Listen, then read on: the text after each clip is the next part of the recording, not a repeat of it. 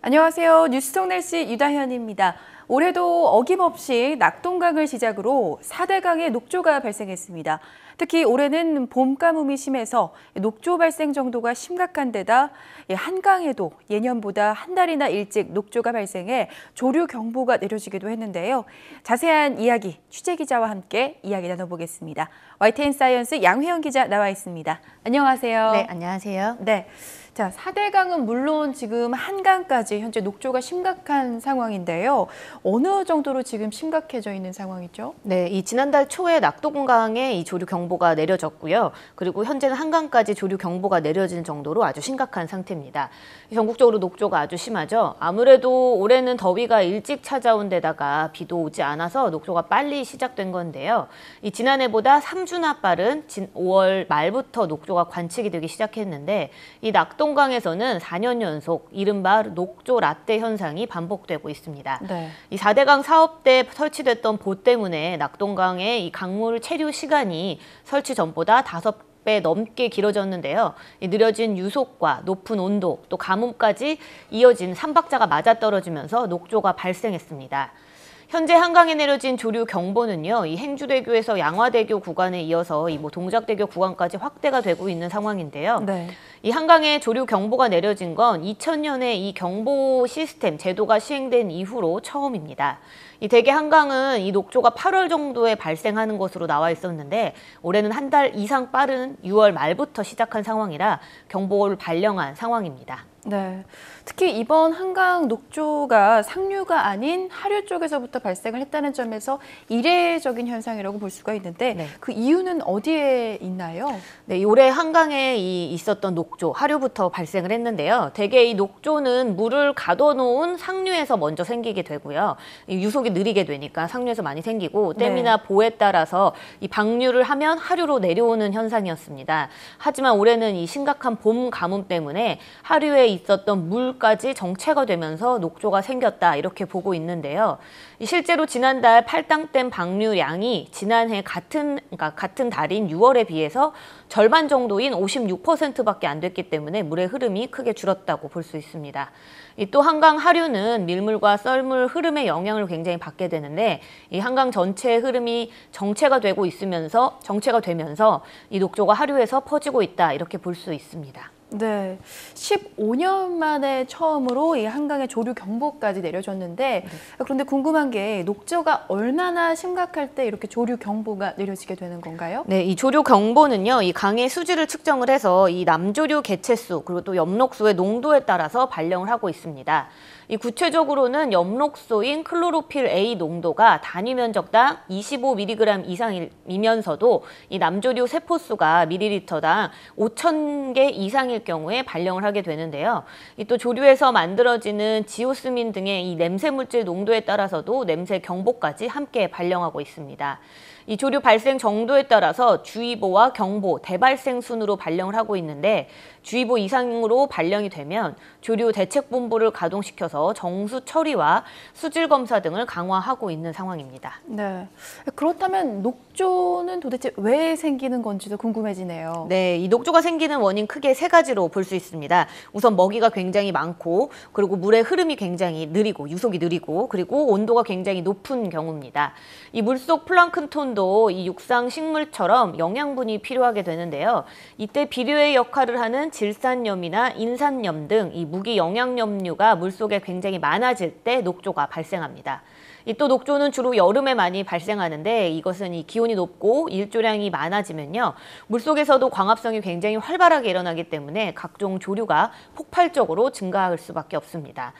또한 물의 흐름이 느려지게 되면 많이 만들어진 영양 염류들이 빠져나가지 못하고 한 곳에 머물기 때문에 조류의 이 증식을 가속화시킨다고 볼 수 있습니다. 네. 이 대부분의 녹조는요, 가축 분뇨나 퇴비, 하수 등 강이나 호수에서 인위적으로 그런 이 물질들이 유입이 되면서 발생을 하게 되는데요.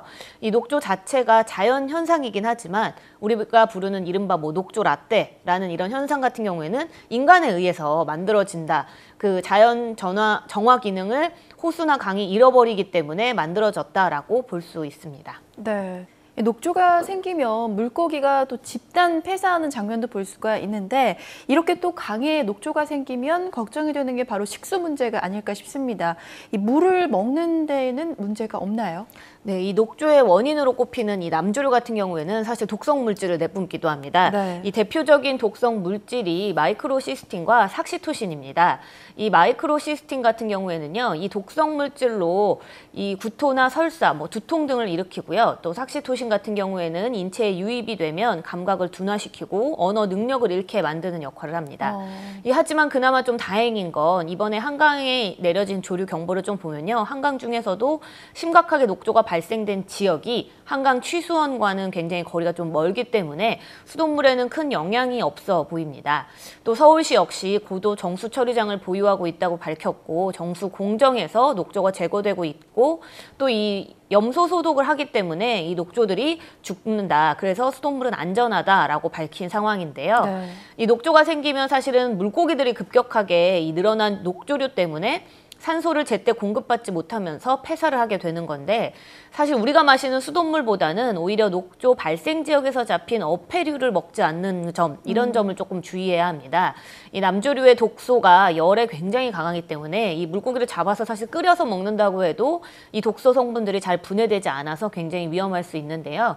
그래서 이렇게 녹조가 급증하게 되면 이 식물 플랑크톤을 먹어야 하는 야생 동물, 물고기를 포함한 야생동물들이 체내에 독성을 쌓을 수밖에 없기 때문에 수중 생태계에 더 악영향을 끼친다, 이렇게 볼 수 있습니다.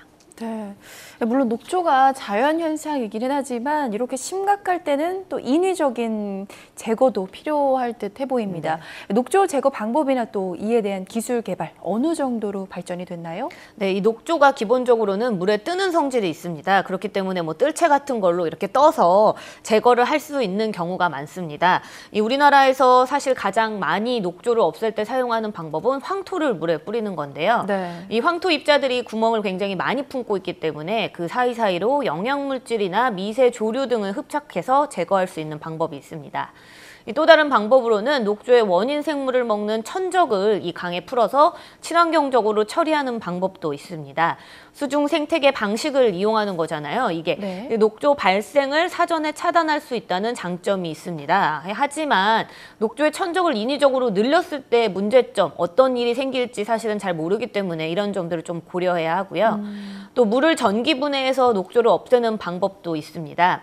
이 방법을 사용하면요, 이 녹조류는 물론 하천 속에 있는 또 다른 오염물질까지 함께 제거할 수 있다는 장점이 있지만 이 방법의 가장 큰 문제는 사실 비용이 너무 많이 든다는 네. 점입니다. 사용하기가 조금 어렵죠. 이 국내 연구진은 사전에 녹조 생성을 차단할 수 있는 기술을 현재 개발을 하고 있습니다. 이 녹조의 발생이 자연현상이기 때문에 녹조 라떼처럼 급속히 많아지는 것만 좀 막자. 그래서 이 녹조의 먹이를 사전에 조금 줄여서 조기에 이 급속도로 늘어나는 것을 막아보자, 이런 식으로 이제 개발을 하고 있는데요. 미세한 공기방울을 이 물속 안에 주입을 하게 돼서 조류를 뭉치게 한 다음에 이 조류의 주 먹이가 되는 인성분을 특수 소재로 만든 흡착포로 걷어내는 방식을 이용하고 있습니다. 네. 이 연구진이 호수에서 실험을 해본 결과 녹조 농도가 기존보다 한 10% 정도 줄어드는 것도 확인을 한 상태입니다. 이 녹조를 자체적으로 녹조 자체를 원천적으로 막을 수는 없지만 이 여러 가지 기술들을 응용하면 통제 가능한 수준으로 앞으로는 줄일 수 있을 것으로 보입니다. 또 이 밖에도 녹조를 친환경 에너지로 사용할 수 있는 방법도 현재 개발 중인데요. 네. 이 녹조의 원인인 녹조류에는 이 지방 성분이 있는데 이 지방 성분들을 좀 추출해서 화학 공정을 거치면 바이오 디젤로 사용하는 방식을 이용하는 겁니다. 이 녹조류로 만든 바이오 디젤이 식용 작물로 만든 바이오 디젤보다 최대 100배 이상의 생산성이 높다는 장점이 이제 나왔는데요. 하지만 우리가 호수나 강에서 녹조를 일으키는 이 녹조류에서 이 불순물이 굉장히 많습니다. 그래서 실제로 이 생산량에 차이가 있을 뿐더러 남조류와 녹조류를 분리하기에도 아직은 좀 어려움이 있는 상황입니다. 네, 녹조를 제거하는 방법으로 많은 연구들이 진행되고 있다고 하는데 하루빨리 좋은 연구 결과가 나오길 기대해 보겠습니다. 양 기자, 오늘도 수고하셨습니다. 뉴스 속 날씨, 오늘 준비한 소식은 여기까지입니다. 시청해 주신 여러분 고맙습니다.